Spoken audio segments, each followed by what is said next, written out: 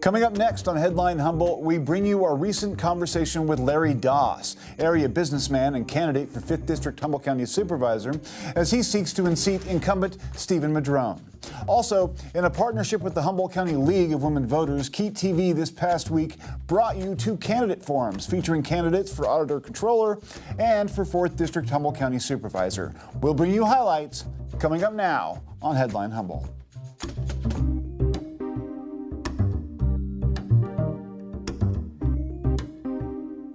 Live from the top of Humboldt Hill, this is Headline Humboldt. I'm James Falk. Thanks for joining us. Along with the Humboldt County League of Women Voters, KEET has once again this year taken on the duty of providing the voters of Humboldt County with an opportunity to see their candidates up close and ask them questions. This past week, we hosted forums in the race for 4th District Supervisor and Humboldt County Auditor Controller. This next week, on Monday and Wednesday, we'll host additional forums for the candidates running for 5th District Supervisor and Humboldt County District Attorney. As the June 7th Election Day approaches, we're all busy comparing the various choices for local, state, and federal offices.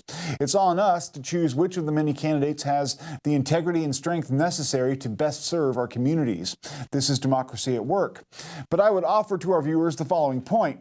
As much as we expect the candidates to work hard, sell their vision, and burn shoe leather by getting out and knocking on doors, it's as important, if not more so, that the voters do their homework as well. In recent years, we've seen the dangers of voting for the flash-in-the-pan candidates, or the candidates who best give voice to this or that resentment, or who promise us that the full moon will shine forever on our house alone as long as they're the ones with power when the music stops. We all need to do our homework to understand the issues and get an accurate read on those who so desperately want these jobs. We need to earn democracy just like we expect these candidates to earn our votes. A low information voter is a rube lost on the midway, forever trying to pop balloons with a dull dart that won't fly straight. We're as much to blame as the politicians when it comes to the state of our country. We, after all, do all the hiring. Now, the interview we sat down today with longtime resident and candidate Larry Doss, who is challenging incumbent Supervisor Stephen Madrone for the 5th District seat on the Humboldt County Board of Supervisors. Here is that conversation. We're here with Larry Doss, who is a candidate for 5th District Supervisor and a longtime local resident, and you're seeking a position on the Humboldt County Board of Supervisors. So let's start off with some basic questions. I mean, people who've been around a long time probably know who you are, but who is Larry Doss, and why do you want a position on the Board of Supervisors? So I'm Larry Doss. I've been raised, I wasn't born in Humboldt County, but raised here since I was 4, and went to local schools, went to local colleges, both the local colleges I attended. Then had been in business. I was in the pizza business for almost 10 years, and then the family business has been a real estate company, and I stepped in real estate in 1995, and have been doing that ever since. We also, our family has a small natural beef ranch that we operate also. Where's that at, if you don't mind me asking? That's in Oric, just outside of Oric. Okay, so that's the ranch that is within the district? Yes, yep, okay. Yep. Now, you owned a pizza business. Where was that at, and what was it called? It was called Tom's Sourdough Pizza. Okay. And at the time, I was early 20s, and just a friend of my dad's was having some health problems that owned the restaurant and really needed to get out of it. So someplace in there, my name came up, and I was put into the pizza business, which was great. I enjoyed running that business, and I sold it in '95 when I went back into real estate. Yeah. You seem like you've been attracted to the commercial side of things. Would you say that's true, and why? Yeah, as far as business. Yeah. I've, actually, I had my first business when I was about 13, and what was that? It was a really rudimentary kind of carnival, business. It was I sold out of a flyer. I sold New Year's Eve party favors.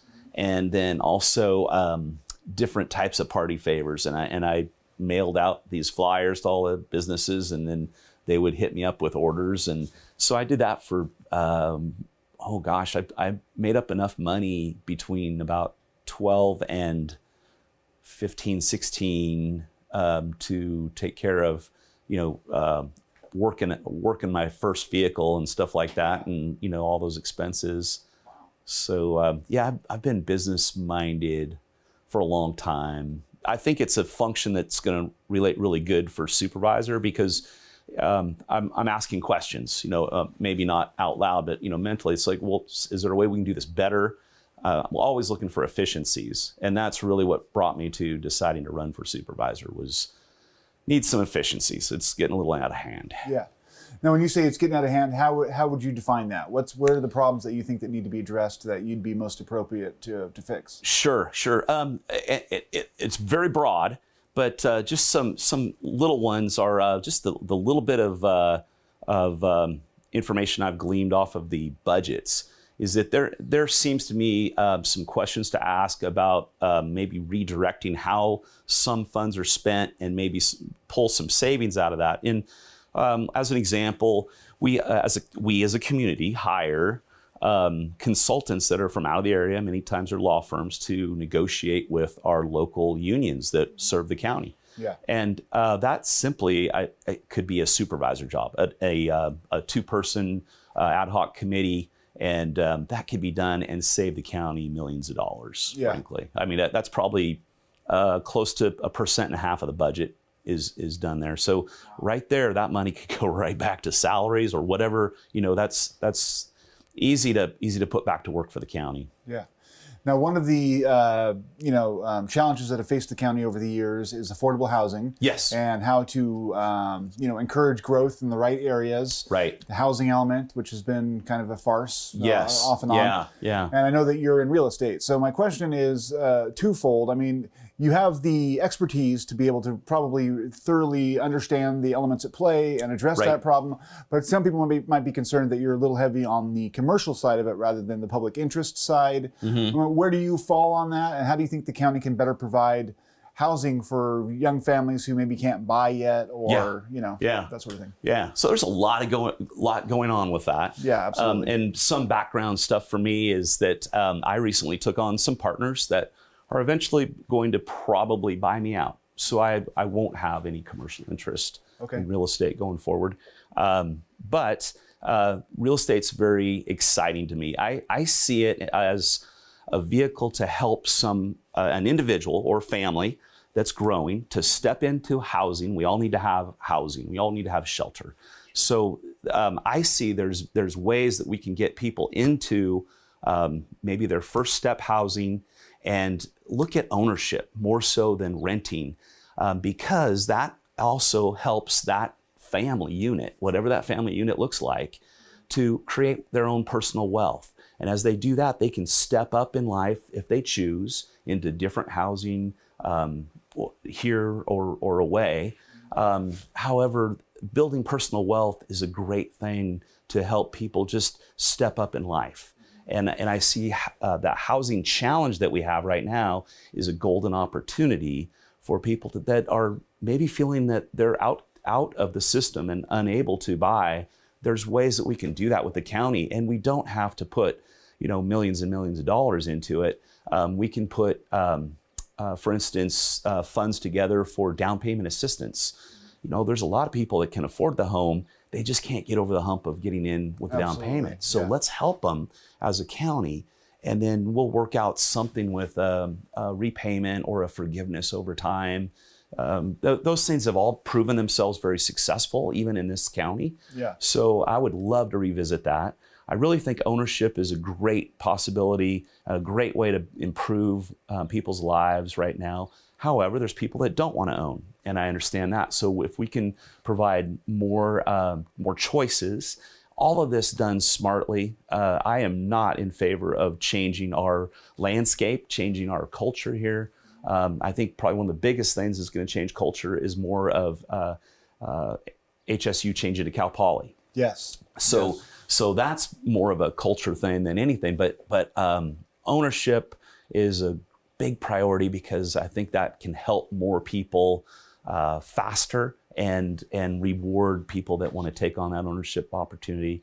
There's several things that are currently kicked around by the current supervisor that are not helpful for housing affordability, whether it's rent or own. And I just think you got to have somebody that knows what they're looking at and knows what cause and effect is going to happen and has proven, a proven record of that. Familiarity with the market. And yes, yeah, absolutely. There are a number of issues that are sort of particular to the 5th District. There is sort of what we just talked about. That's sort of the 4th and the 5th because, I guess 1st, because Cutton is a high growth area, and so is McKinleyville. Those are two of some of our highest growth areas. Yeah. But fires have sort of hit your district in particular out east. Yeah. And that's a function of climate change. So, I mean, what are your thoughts about how the county has reacted to that and the steps it's taken? And do you see any obvious places where you think you could come in and sort of engender some progress where maybe they haven't thought to look before? Right. So I've had discussions with several different groups. Just recently hosted a fundraiser for the Hoopah Valley Rodeo Association. They're a nonprofit, and different than their name, they also run several outreach programs for agriculture purposes, and just help them raise funds for fire season coming up here in a few months to help with rescues of large animals and animals in general, pets, for food. Because the big thing that happens in the east part of the county is fire or winter storms block off transportation in and out of the valley. So we're thinking, let's get ahead of it. Preparation is what I'm getting to, is what we've got to work on, the preparation ahead of time, not as it's happening and react. If we're reacting, it's like medicine. You don't want a reaction, we want a response. So let's prepare to have a better response. Excellent. Yeah, and there's several options there too. Another one is, let's look at the success that the Blue Lake Rancheria has had.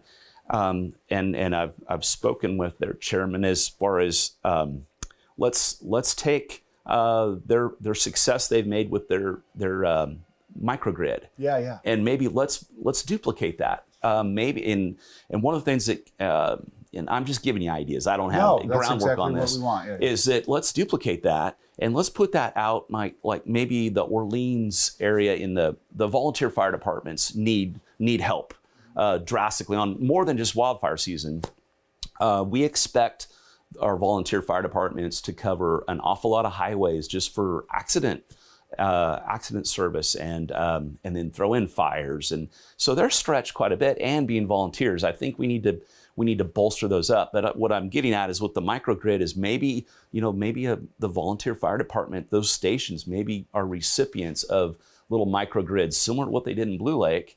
And then the communities, as they are isolated, have a place for refrigeration for medicines. They have a place to come, a cooling area or fresh air system where they know the power's on there and they can get out of the smoke and danger, and being at a fire station is probably a focal point for gathering place. But I've got lots of these ideas. We still have to test and prove, but I feel like there's others in the area that have proven success. Yeah. And let's multiply those successes in different levels. And another issue that is peculiar to your district is the Klamath River and dam removal and that sort of thing. Right. Now, I know that you're on the Harbor Commission, and I'm sort of interested how that position might inform any work that you might do in regards to liaisoning for the county in terms of liaising, whatever that word is, for the county in terms of dam removal. But what are your thoughts on where that stands? Do you think that it's been the right move to try and remove the dams on the river?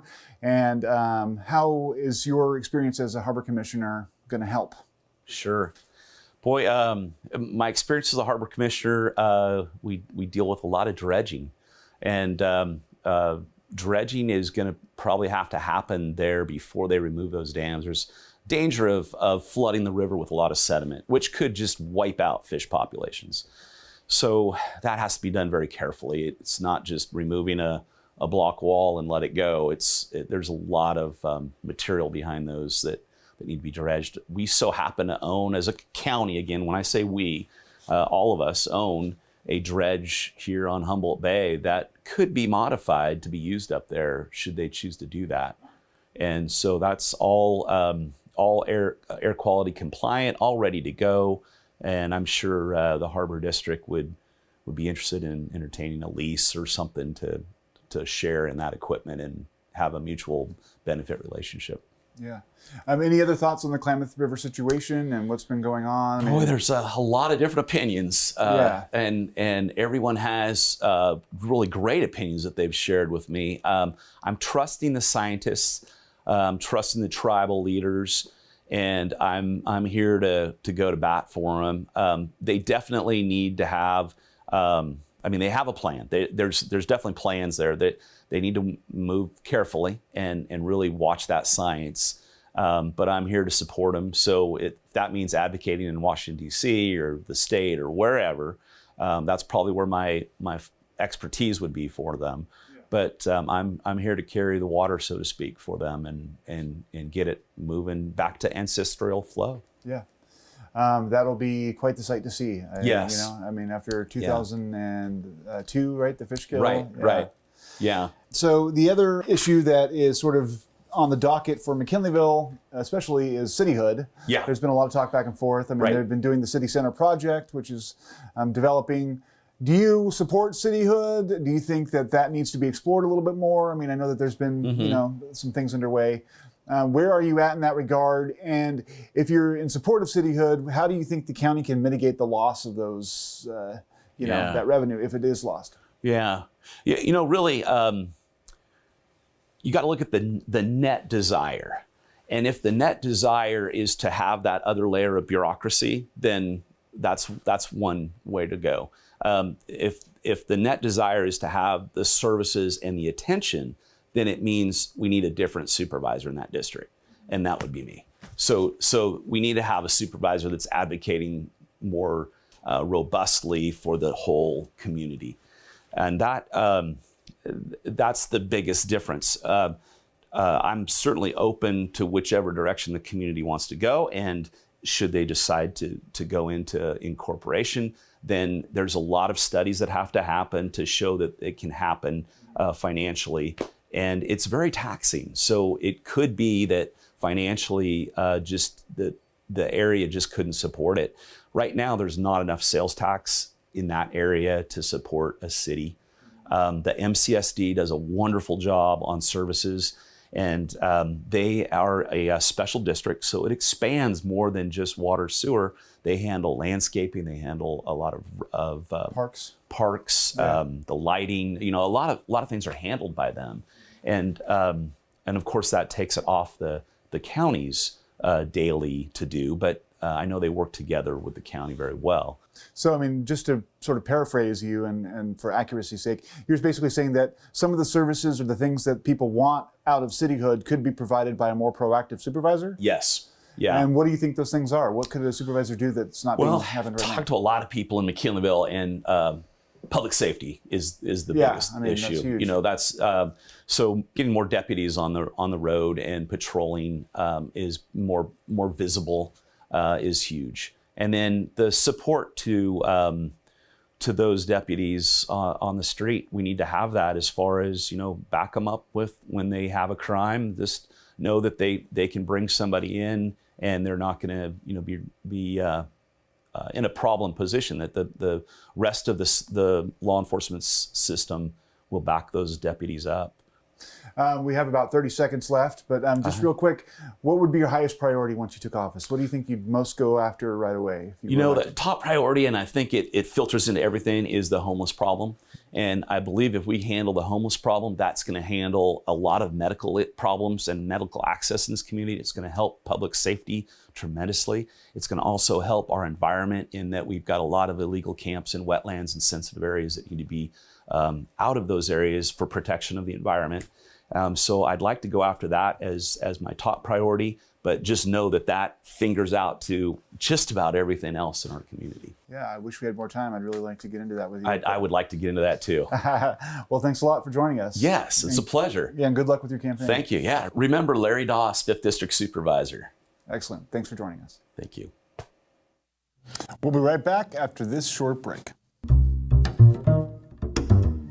My name is Harry Lynch. I'm the writer, director, and producer of Now Hear This. Now Hear This takes you to locations like you've never seen before and brings you great music from our most celebrated composers. To Vivaldi. Cheers. It's a chance to see and hear a lot of new and amazing things. PBS is the perfect home for this. There's no other network in the United States that does this kind of content. Programs like Now Hear This could not happen without your support. I'm a member of my local PBS station, and I hope that you will become one too. Thank you.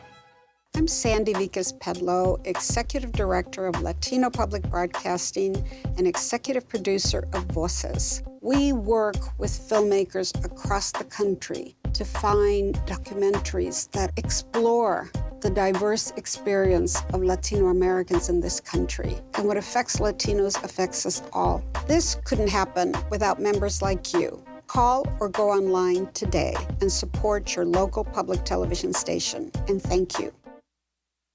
A recently released report into the performance of Arcata City Councilman and former Mayor Brett Watson concluded that Watson sexually harassed one of the city's female employees and harbored a year-long obsession. According to the Lost Coast Outpost, the city commissioned the investigative report in January from Kramer Workplace Investigations, a Bay Area firm. The report was undertaken after a series of scandals involving Watson, including Watson's arrest for allegedly driving under the influence and drug possession, and after the council had voted to remove him as mayor. He remains on the council at this time. The report states that Watson's conduct was motivated by his romantic interest in the employee. It is also undisputed that Watson abused his power as a city council member by expecting the employee to spend time with him outside of City Hall, to respond to his calls and text messages outside of regular work hours, to engage in communications of a personal nature with him, and to hug him each time they met, unquote. Watson, responding to the Outpost, wrote that he's never harassed anyone in his life and that he's working tirelessly for the residents of Arcata. He also stated that he'd make further comment after reviewing the report and additional documents. The City Council's next move at this point is unclear, as firing Watson is not allowed under law.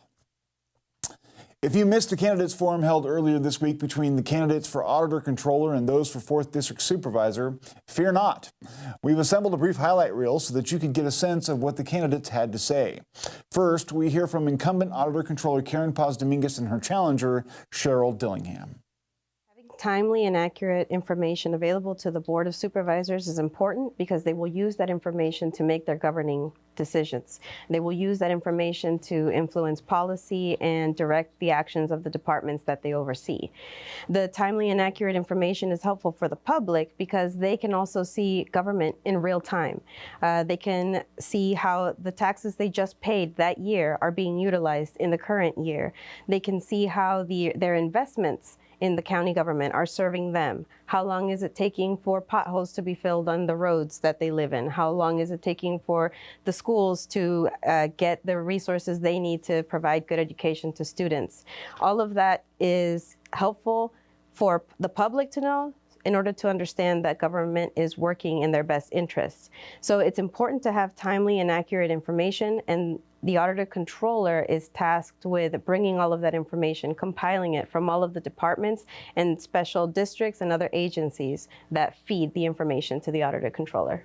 I am concerned, and I am concerned because the pandemic resulted in a lot of funding being put out there to organizations to help battle lost revenues and such things, and it's created inflation, and the county is now looking at struggling with a deficit, not even taking into consideration the unfunded pension liability. One of the things the pension liability does is cause the cost of PERS to continue to go up as a percentage of payroll, so that will need to be addressed. But the combination of inflation and reduced revenues from the state and federal level is the ultimate storm of budget challenges for an organization like the County of Humboldt. All three candidates for 4th District Supervisor were on hand here in the KEET studio to seek your votes and so replace outgoing Supervisor Virginia Bass.